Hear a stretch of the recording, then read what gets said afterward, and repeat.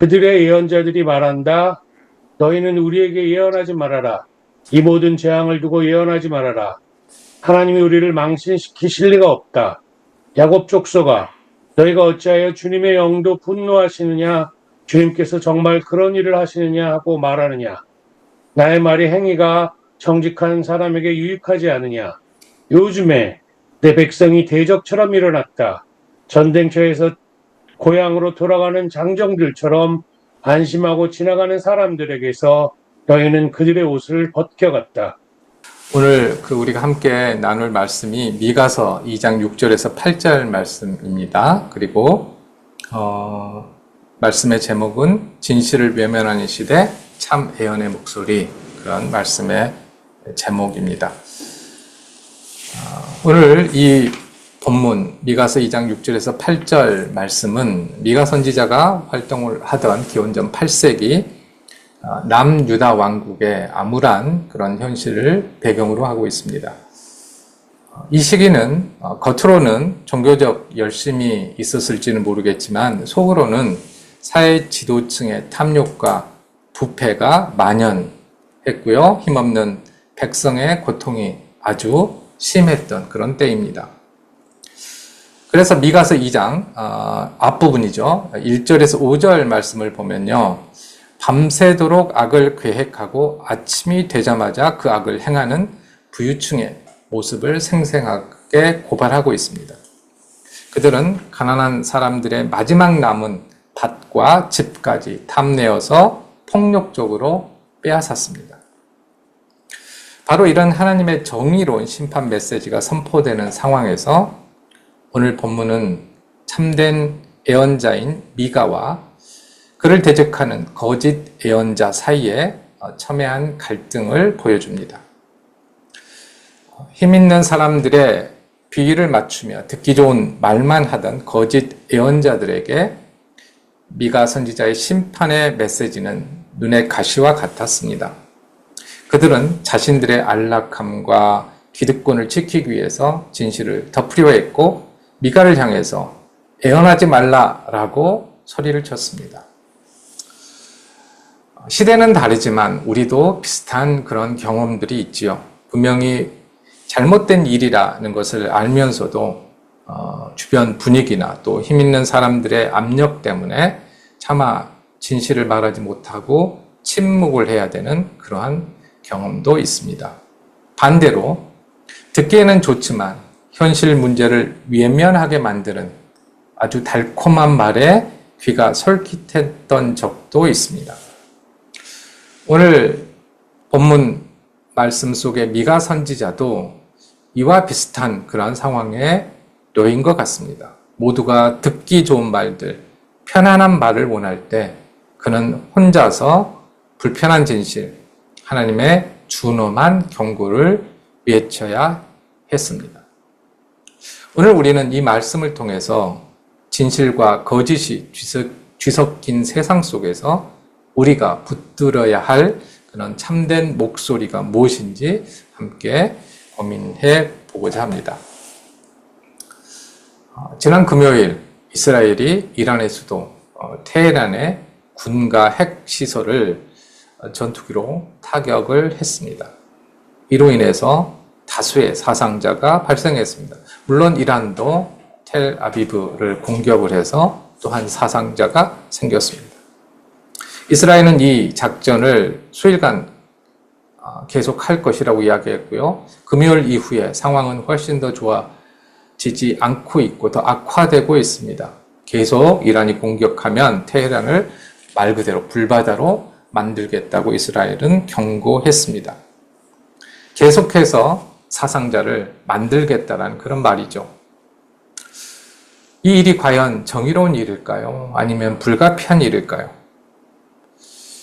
하나님께서는 이 일에 대해서 어떻게 생각하실까요? 우리는 전도서를 배우면서 하나님의 규범적 지혜에, 하나님께서는 규범적 지혜에 제한되지 않는 분, 그러니까 우리가 생각하고 있는 상식이나 지혜를 벗어나서 뭔가를 계획하시고 실행하시는 분이라는 사실을 알게 되었습니다. 하지만 여전히 그 하나님은 우리 인간에게 생명을 주신 분이십니다. 그리고 한 영혼이라도 구원하시기 위해서 긍휼을 베푸시고 인애하신 분이십니다. 심판을 더디게 하시는 분이시죠. 이 사실은 변함이 없습니다. 이런 하나님의 관점에서 보면 전쟁은 그 어떠한 명분을 내세운다고 하더라도 범죄입니다. 그 전쟁이 하나님의 뜻 가운데서 일어났다고 하더라도 그 전쟁에 참여해서 타인을 죽이는 하나님의 형상을 파괴하는 것은 살인입니다. 불편한 진실입니다. 그런데 뉴스를 보더라도 그렇게 어떠한 정치적인 판단에 대한 이야기만 하지 이런 근본적인 삶과 죽음에 대한 문제는 다루지 않고 있습니다. 누구가 누구의 편을 들었다 라는 말들만 있습니다. 우리는 이 사건에 직면해서 무슨 말을 해야 할까요? 분명히 전쟁과 살육은 멈춰야 한다라고 말해야 합니다. 우리가 오늘 본문 말씀을 함께 묵상하는 목적은 거짓된 위로와 안일함에 안주하려는 유혹을 이기고 불편하고 고통스러울지라도 하나님의 진실된 말씀을 분별하며 그 말씀에 따라 살아가는 것이 얼마나 중요한지를 깨닫는 데 있습니다. 또한 불의가 판치는 세상 속에서 하나님의 참된 음성을 대언해야 하는 그리스도인의 사명이 무엇인지 함께 묵상하고 진실편에 서는 용기를 얻는 데 있습니다. 이 전쟁으로 인해서 이란의 힘이 약화되면 좀 더 세상은 나아질까요?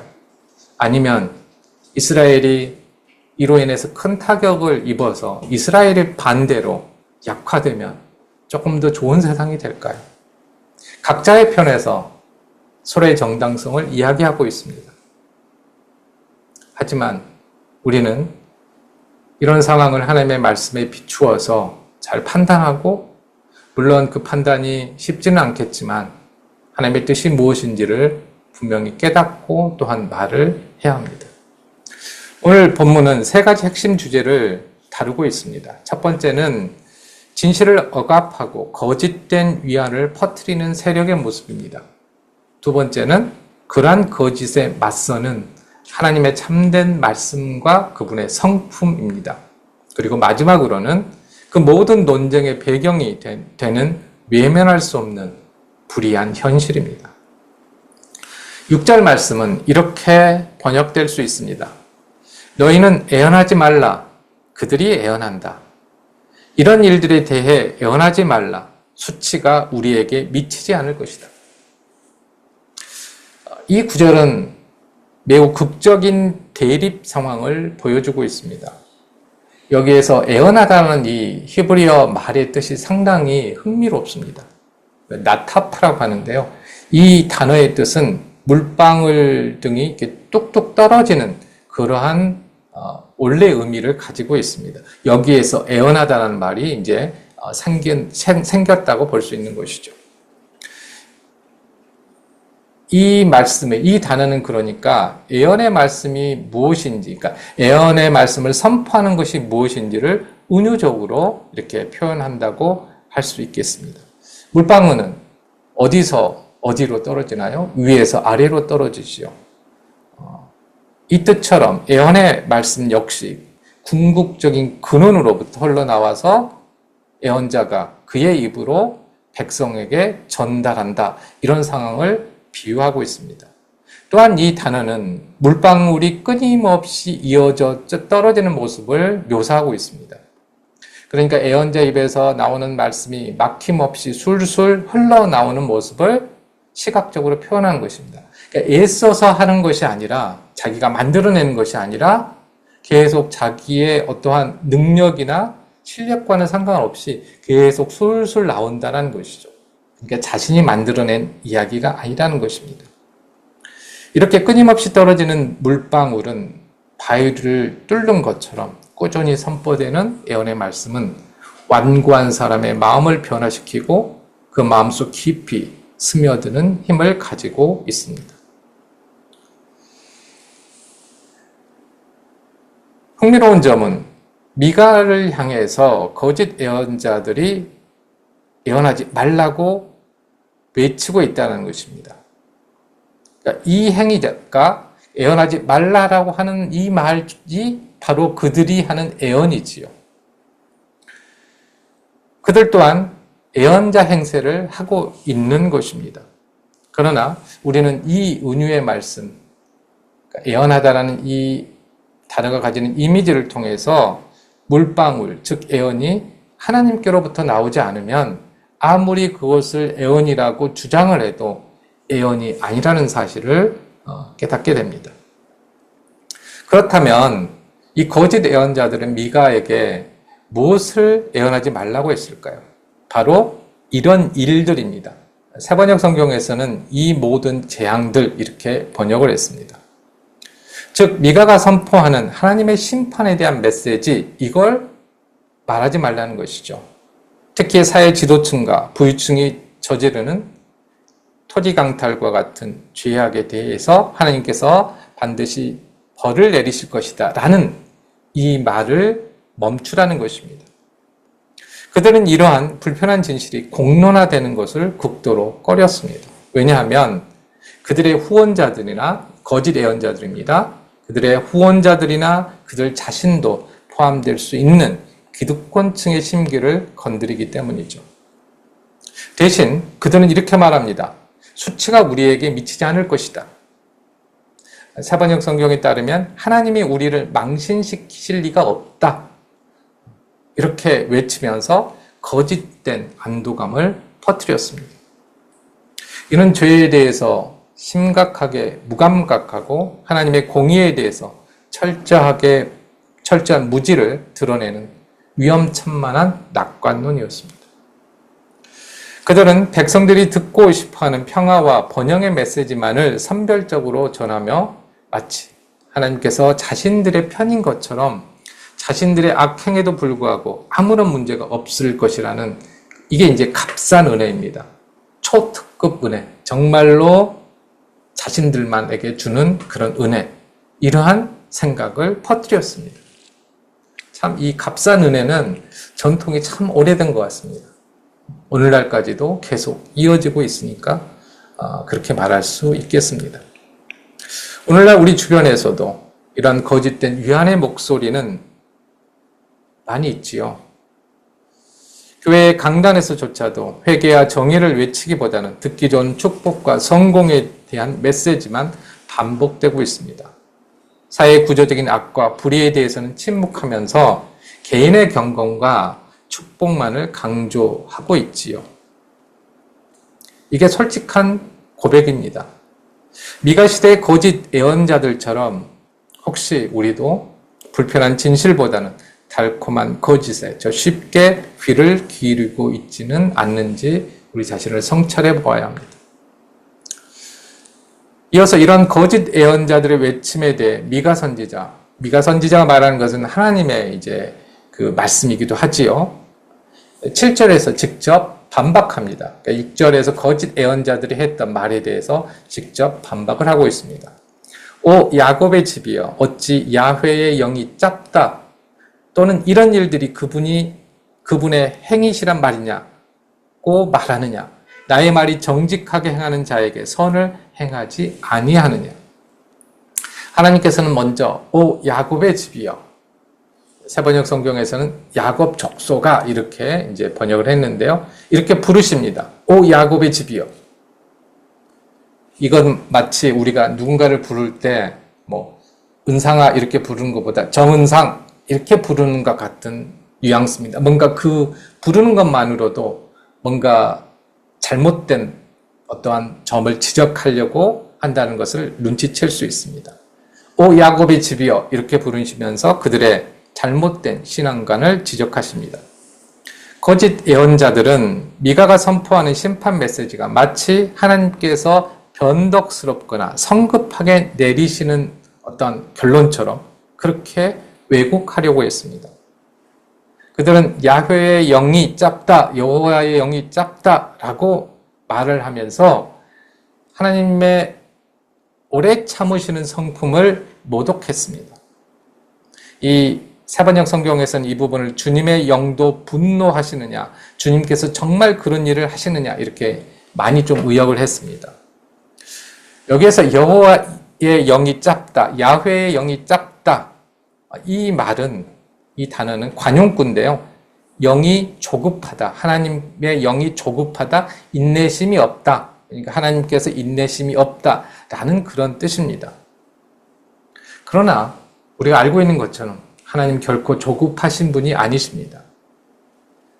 하나님의 심판은 죄악이 쌓이고 쌓인 결과이지 결코 하나님의 변덕 때문이 아닙니다. 또한 거짓 선지자들은 이런 일들이 그분의 행위시란 말이냐, 그러니까 정말로 하나님께서 하시는 것이냐 이렇게 반문을 하면서 하나님의 심판을 본래의 하나님의 성품이나 행동 방식이 아닌 것처럼, 결코 그런 일이 없을 것처럼 그렇게 치부했습니다.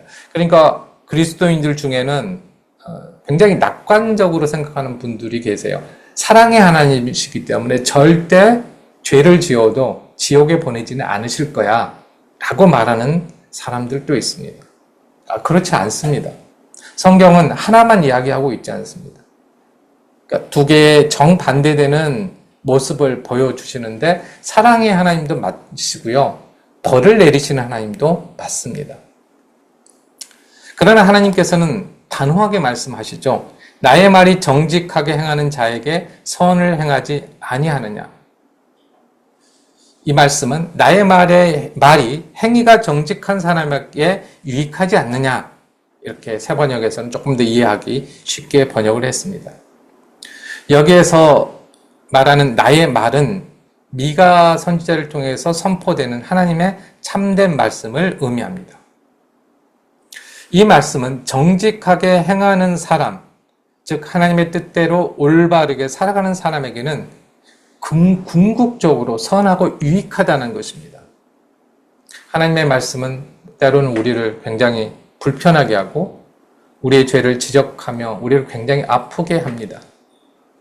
그러나 이 아픔은 우리를 살리시기 위한, 굳이 표현하자면 사랑의 아픔이며, 그리고 하나님께서 하시는 경고는 우리를 회개와 생명으로 인도하는 은혜의 통로입니다.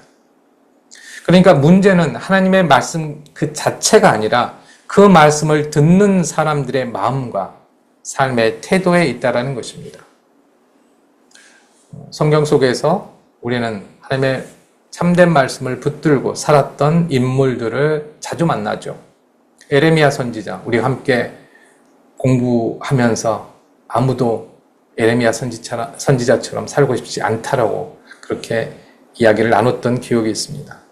그는 동족의 핍박과 조롱 속에서도 눈물로 회개를 외치며 임박한 심판을 선포했습니다. 세례 요한은 헤롯 왕의 부도덕함을 지적하다가 목숨을 잃었지만 권력 앞에서는 진리를 굽히지 않았습니다. 예수님은 어떻습니까? 예수님께서는 외식하는 종교 지도자들의 위선을 수없이 많이 꾸짖으시며 하나님의 나라의 진리를 선포하시다가 결국에는 십자가에 달려 돌아가셨습니다. 이 인물들 모두 인기 없는 메시지, 불편한 진실을 전했지만 그것이야말로 생명을 살리는 하나님의 참된 말씀이었습니다. 이제 거짓 예언자들이 수치가 임하지 않을 것이다라고 외치며 현실을 외면하는 동안 위라사의 실상은 어떠했는지 8절 말씀에서 그 끔찍한 현실을 적나라하게 고발하고 있습니다.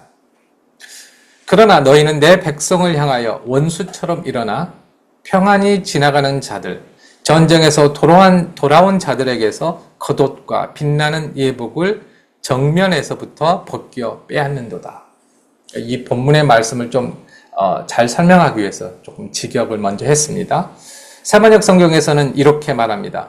요즘에 내 백성이 대적처럼 일어났다. 전쟁터에서 고향으로 돌아가는 장정들처럼 안심하고 지나가는 사람들에게서 너희는 그들의 옷을 벗겨갔다.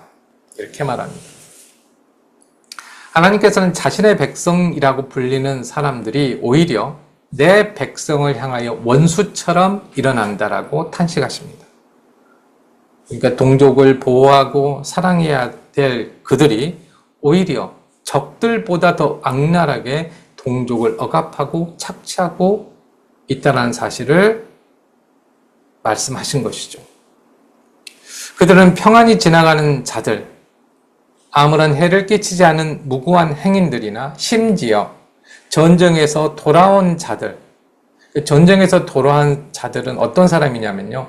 전쟁의 참화에서 겨우 살아 돌아와서 안식을 찾으려고 하는 가장 취약한 사람들, 그런 의미입니다. 여기서 뭐 승리를 하고 돌아와서 당당하게 돌아온 사람이 아니라 겨우 목숨을 부지하고 와서 더 이상 뭐 아무것도 할 수 없는 그러한 가장 약한 사람, 그런 사람을 가리키는데요. 이들을 대상으로 이런 사람들까지 착취를 했다는 것이죠. 그들은 이들에게서 무엇을 빼앗았습니까? 겉옷과 빛나는 예복을 벗겨 빼앗는도다. 정면에서부터 보자마자 빼앗는다는 것이죠. 뭐 몰래 하는 것도 아니고요. 그냥 대놓고 빼앗는다는 것입니다. 고대사에서 겉옷은 가난한 사람들에게 밤의 추위를 막아주는 유일한 이불과도 같았습니다. 그래서 율법은 해가 지기 전에 반드시 겉옷을 돌려주도록 규정을 했습니다. 그러니까 겉옷을 맡기고 돈을 빌렸을 경우에 밤이 되면 반드시 돌려줘야 된다라고 말을 하고 있죠. 예복을 가리키는 이 단어는 단순히 겉옷을 넘어서 비싸고 값비싸고 화려한 의복이나 망토를 의미합니다. 그런데 여기에는 추가적으로 더 의미가 덧붙여진 게 있습니다. 이것을 빼앗는다는 것은 피해자의 신분과 존엄성까지 짓밟는다라고 우리가 이해할 수 있습니다. 그러니까 의복이 화려한 의복을 입었다라는 것은 신분이 그만큼 높다라는 그런 의미입니다. 그것을 빼앗는다라는 것은 그래서 인간의 기본적인 존엄성과 생존권, 상대방에 대한 아주 심한 모욕, 이런 것들이 여기에는 담겨져 있습니다. 그런 의미가. 이렇게 끔찍한 불의로 가득한 현실에서 거짓 예언자들은 뭐라고 외쳤습니까? 수치가 우리에게 미치지 않을 것이다. 그러니까 아무런 일도 안 일어난다는 그런 의미죠. 얼마나 이게 하나님 보시기에는 공허하고 기만적인 말입니까?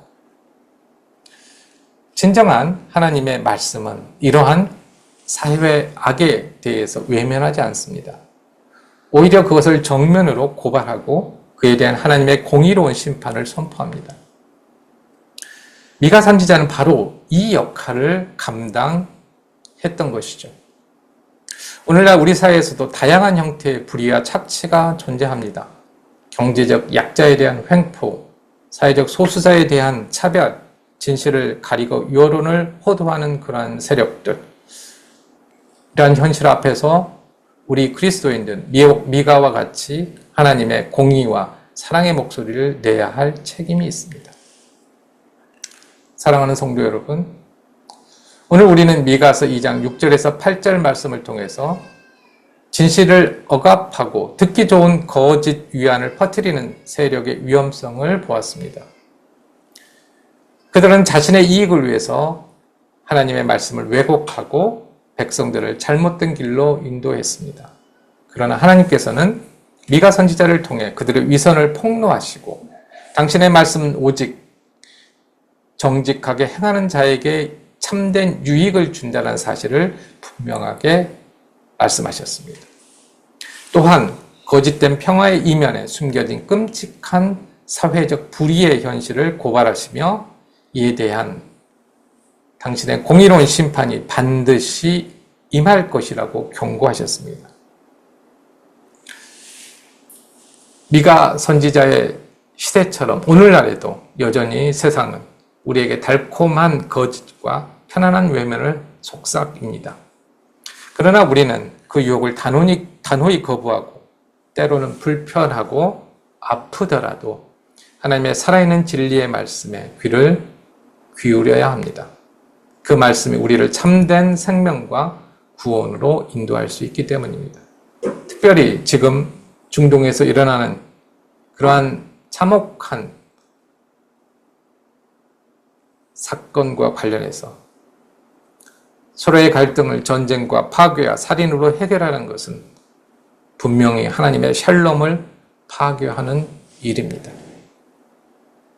우리가 뭐 큰 지위를 가지거나 사회적 어떤 명예를 가지고 있지 않아서 우리의 외침이 아주 작게 들릴지는 모르겠지만 우리의 삶 가운데서 누군가를 만날 때 이 사실은 분명하게 말할 수 있어야 합니다.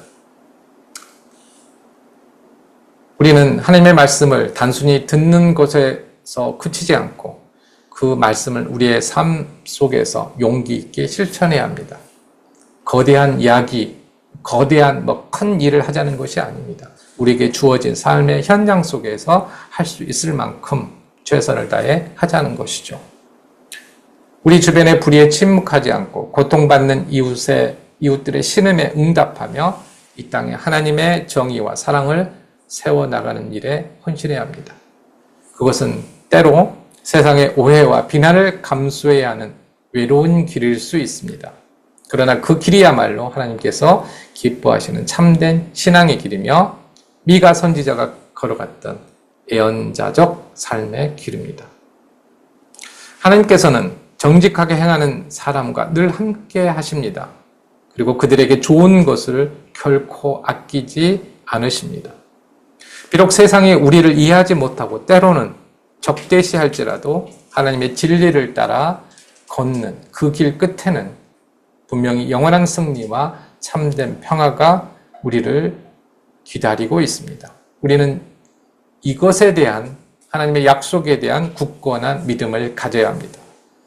오늘 이 자리에서 미가와 같이 그리고 진실을 위해 싸웠던 수많은 믿음의 선배들처럼 담대하게 하나님의 말씀을 붙들고 살아가시기로 결단하는 저와 여러분 모두가 되기를 주님의 이름으로 간절히 축복합니다.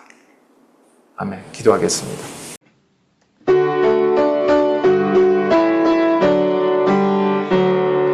주여 우리 축복하소서. 당신의 평화를 주소서. 우리 위에 주의 손으로 주여 잡아주소서. 어두운 세상